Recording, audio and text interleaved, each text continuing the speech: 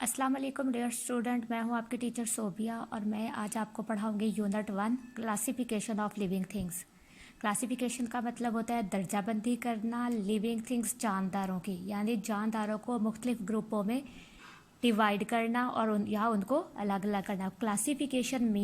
Classification का मतलब है सॉर्टिंग आउट, अलग अलग करना थिंग्स चीज़ों को इनटू ग्रुप्स, मुख्तलिफ ग्रुप्स में on the basis of similarities, उनकी मुशाबत की बुनियाद पर, एंड डिफरेंसेस अमंग देम, और उनमें जो फ़र्क है उसकी बुनियाद पर, ठीक है, जानदारों को अलग अलग ग्रुप में डिवाइड करना। Figure 1.1 shows 3 groups of objects. Figure 1.1 बच्चों ये है, इसमें उन्होंने 3 ग्रुप बनाए हैं और उन्होंने बताया है कि ये चीज़ें किस तरह से अलग अलग है। इन ईच ग्रुप, हर ग्रुप में things are put together, things को इकट्ठा किया गया है on the basis of some similarities, उनकी मुशाबत की बुनियाद पर, अमंग देम, जो उनके दरमियान है। फॉर एग्जांपल, मिसाल के तौर पर, ऑल द थिंग्स, वो तमाम चीज़ें ऑफ ग्रुप ए, जो ग्रुप ए में है, are made up of metals, ये धात से बनी हुई हैं।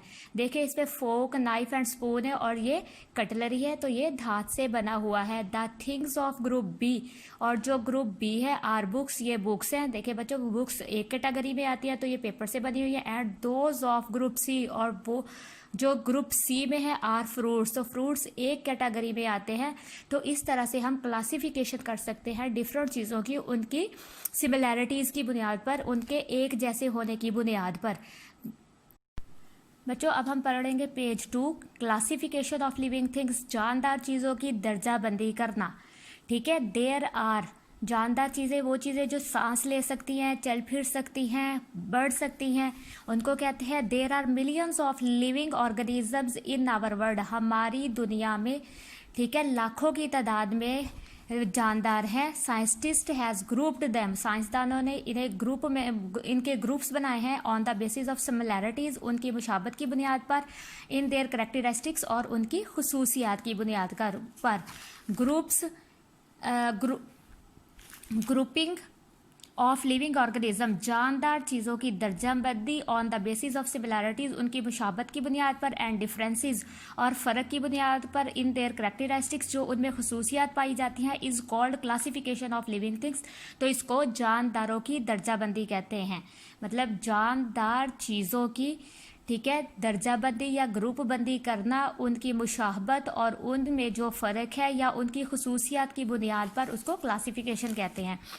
क्लासिफिकेशन ऑफ लिविंग थिंग्स, अब जानदारों की जो दर्जाबंदी है, इज़ असेंशियल, वो बहुत ज़रूरी है, for making their study easier, ताकि उसका मुताला आसानी से किया जा सके। ड्यूरिंग क्लासिफिकेशन, दर्जाबंदी के दौरान, साइंसदान एग्जामिन, जायज़ा लेते हैं, द करैक्टरिस्टिक्स, खूबियों का, ऑफ एन अन फमीलियर ऑर्गेनिज्म, गैर मानूस जानदारों का, यानी जिनके बारे में पता नहीं होता, उन जानदारों का मुताला करते हैं। And find its proper group, और उसका प्रॉपर ग्रुप तलाश करने की कोशिश करते हैं कि ये किस ग्रुप में जाएंगे। They also suggest name for the organisms, और ये फॉर इट्स आइडेंटिफिकेशन, और इसकी शनाख्त के लिए वो इन जानदारों के नाम भी बताते हैं कि इन जानदारों के क्या नाम रखे जाएं। बच्चों अब हम पढ़ेंगे द 1.2 पॉइंट्स, द 5 किंगडम्स, 5 किस्म के सिस्टम्स ऑफ क्लासिफिकेशन, यानी 5 किस्म के जानदारों के ग्रुप्स के बारे में पढ़ना। नाउअडेज, आजकल साइंसदानों ने क्लासीफाई किया है, ठीक है, उसकी दर्जाबंदी की गई है लिविंग थिंग्स, जानदारों की, इनटू 5 मेन ग्रुप्स, 5 ग्रुपों में उन्होंने जानदारों को डिवाइड किया गया है, कॉल्ड किंगडम्स, जिन्हें किंगडम्स कहते हैं। दीज किंगडम्स आर नेम्ड, इन किंगडम्स के नाम ये हैं, एजमोनेरा, ठीक है, Protista, fungi, animal, Animalia and Plantae. अब इनकी इन ग्रुप्स में जो चीज़ें आती हैं, ठीक है, उनकी एग्जाम्पल्स ऑफ लिविंग थिंग्स, जानदार चीज़ों की examples that belong to these kingdoms, जो इन किंगडम्स में पाई जाती है, आर एज अंडर, इनको ऐसे बयान किया जाएगा। मोनेरा, देखिए किंगडम है और इसकी जो एग्जाम्पल है बैक्टीरिया, मोनेरा में बैक्टीरिया आएंगे, ठीक है, प्रोटिस्टा में एल्जी आएगी, ठीक है, एल्जी काई को कहते हैं, जो ग्रीन कलर की होती है और वो पानी के अंदर लगती है। हम आगे पढ़ेंगे तो आपको मजीद बताऊंगी। फंगी, फंगस होती है। यीस्ट और मशरूम इसकी भी एग्जांपल्स हैं, ठीक है, यीस्ट में ऐसी चीज़ें जो मतलब गल सड़ जाएं, फ्रूट वगैरह, उन पर फंगी लग जाती है, ठीक है। एनिमिलिया में एनिमल्स आ जाते हैं, जानवर आ जाते हैं, और प्लांटिया में प्लांट्स आ जाते हैं।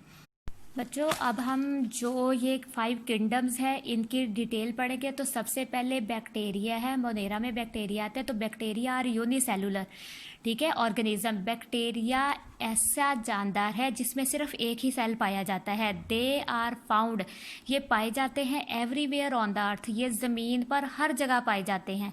सम बैक्टीरियाज, कुछ bacterias can make their food, कुछ बैक्टीरिया तो अपनी खुराक खुद तैयार कर लेते हैं। बट अदर लिव इन, लेकिन कुछ जो है वो रहते हैं एंड गेट फूड, और वो फूड हासिल करते हैं from the bodies of other organisms, वो दूसरे जानदारों की बॉडी से खुराक हासिल करते हैं। या फिर डेड बॉडीज, ये डेड जो मुर्दा जिस्म होते हैं ये बैक्टीरिया उनसे खुराक हासिल करते हैं।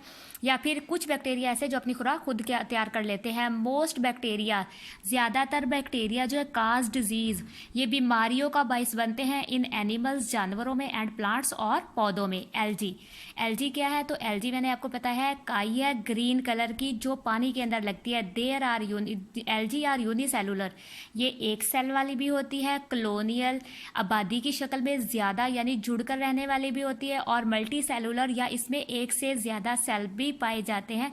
ये ऐसा ऑर्गेनिज्म है जिसमें एक सेल भी हो सकता है, जुड़कर रहने वाली भी होती है, और ठीक है मिलजुल कर रहने वाली, और या फिर इसमें मल्टी सेलुलर भी होते हैं। They are found in ponds, ये पॉन्ड्स में तालाब में पाई जाती है, लेक्स झीलों में, और सी समंदर में। दे हैव क्लोरोफिल, यानी क्लोरोफिल इसमें सब्ज रंग का मादा होता है।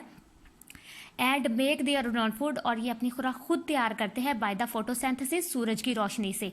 यानी काई जो है पानी के अंदर अगर लगी है, एल्जी पानी के अंदर लगी है, तो ये अपनी खुराक खुद तैयार करेगी। Chlamydomonas, Volvox and Spirogyra are the examples of algae, ये जो है एग्जाम्पल्स हैं एल्जी।